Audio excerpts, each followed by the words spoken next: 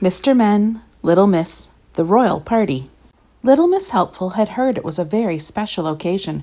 It was a royal occasion that called for a big party, a very big party, the sort of party that would fill a whole street, a street party, and Little Miss Princess would be the guest of honor. Little Miss Helpful set about organizing the party, but as you may or may not know, Little Miss Helpful is not as helpful as her name would suggest. For as hard as Little Miss Helpful tries to be helpful, the more unhelpful she becomes. She tried to sort out the bunting, but somehow or other, she only made things worse. She tried to make the party food, but somehow or other, the jam ended up in the ham sandwiches and the mustard on the cream scones. Ham and jam sandwiches and mustard cream scones. Yuck! Little Miss Helpful was in a panic. Everything was going wrong, and it had to be perfect for Little Miss Princess. "Hello, what's the matter?"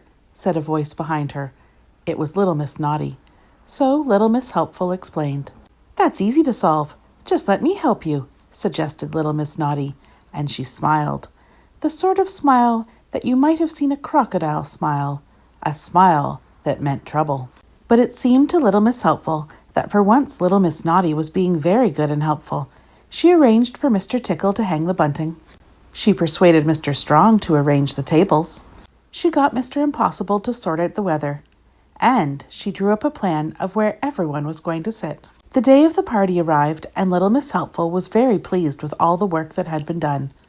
Soon everyone started to arrive and take their seats at the long table that ran the whole length of the street. It was then that Little Miss Naughty smiled that particular smile again. Do you remember? The crocodile smile? And why? Because it was then it started. The quarreling, the arguing, the squabbling. For you see, Little Miss Naughty had carefully seated each person next to someone they would not get along with. She had seated Mr. Messy next to Little Miss Neat, Mr. Mean next to Mr. Snooty, Little Miss Chatterbox next to Mr. Quiet, Mr. Clumsy next to Mr. Fussy, and poor Little Miss Shy next to Mr. Rude. It was a disaster. There was lots of shouting, and somebody threw a cream scone. Little Miss Helpful did not know what to do. The guest of honor, Little Miss Princess, was about to arrive at any moment. It was then that Little Miss Helpful had a brainwave. "Stop!" she yelled at the top of her voice. "It's time for a game of musical chairs." The music started and the guests danced around the table. When the music stopped, everyone dived for the nearest chair. Little Miss Neat found she was sitting next to Mr. Fussy. Mr. Messy was beside Mr. Clumsy. Little Miss Chatterbox was next to Mr. Noisy. Mr. Snooty was next to Mr. Rude.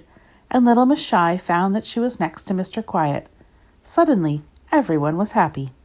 And just in time, because at that moment, Little Miss Princess arrived to a fanfare of trumpets. The party had changed in an instant. Everyone was having a wonderful time.